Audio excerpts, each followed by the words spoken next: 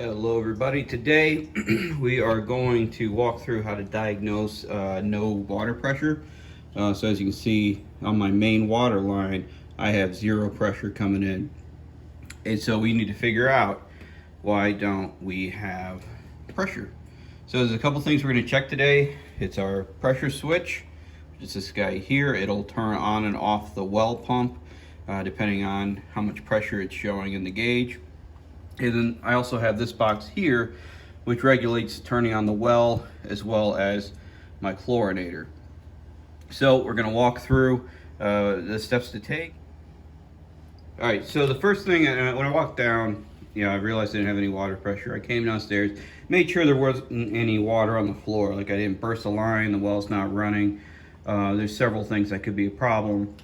But the first thing I had noticed was that I didn't have any pressure and my chlorinator was running. So if I'm gonna flip this on, so the chlorinator is running at zero pressure, which tells me that something with the well isn't running. Because what happens is this pressure switch sends power to this box up here, which turns on the well and also powers the chlorinator. So if the chlorinator is running and I have no pressure, then something with my well isn't quite working. So the first thing we're gonna check is our pressure switch. So the pressure switch, you'll have a nut on here. I lost mine when I took this off, so I got to get a new one, but you can take that off. Usually they're just hand tight. It's just to protect the electrical inside. Now, a small disclaimer, you're going to have live electrical in here, so if you're not comfortable working with electrical, do not do this. Always be safe and be cautious. So as we take this off, just slide it straight back. There's several wires in here. So the very bottom wire is your neutral, and then you have the power wires above that. So you have this little divider right here. So up here are the lines that are going to the other box, and down here is always the power.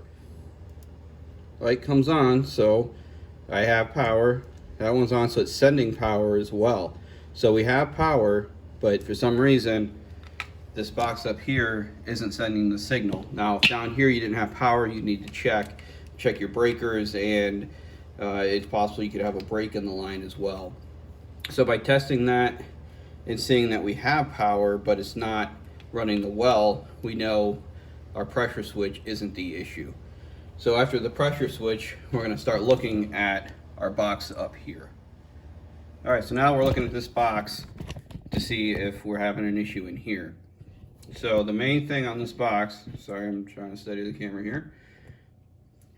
Sometimes there's a screw in here, sometimes there's not. It's a protective cover, and you basically, there's a screw in there, you take that out, and you can pull it straight out and up, and it comes off.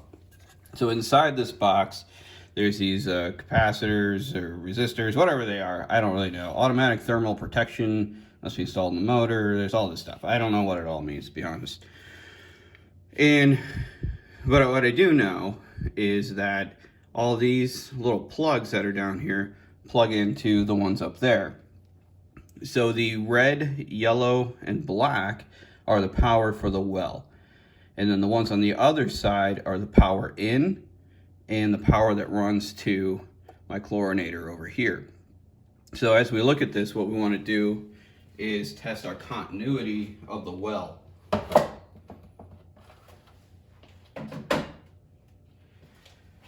So to do that, we're going to grab the multimeter.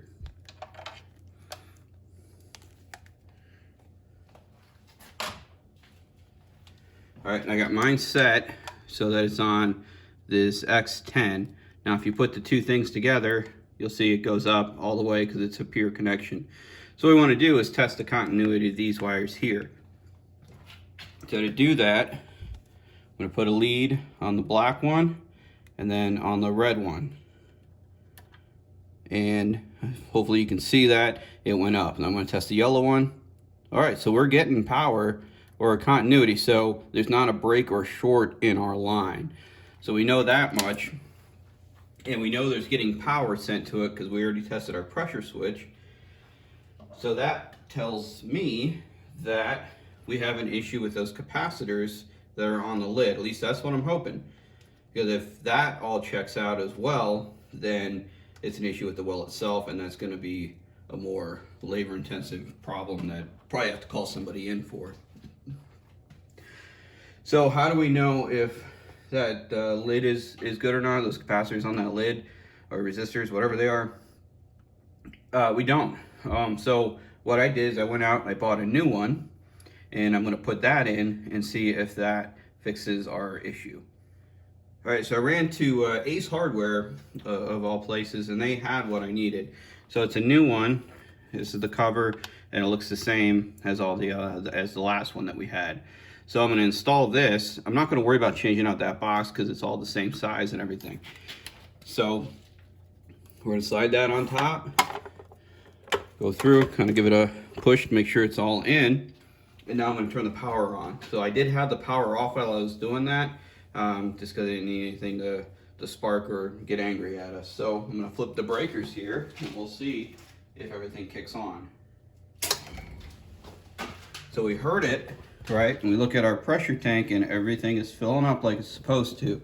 Click my chlorinator back on as well, and that pressure is going to build up until it shuts off. So the range I think on mine is around 40 to 60-ish.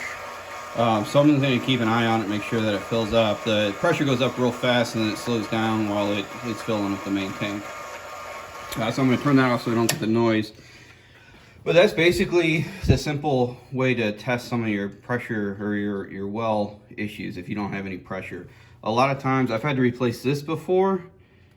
I've never had to mess with that. This was the first time actually calling reinforcements. A buddy of mine's dad gave me that tip on checking the leads to make sure there's not a short, and then replacing that box. So that box cost about 80 bucks. So it's a lot cheaper fix than it could have been if I had to call a service call out or anything. If you have any questions or comments or concerns, please put those in the comments below. Hit like, subscribe, and we will talk to you later.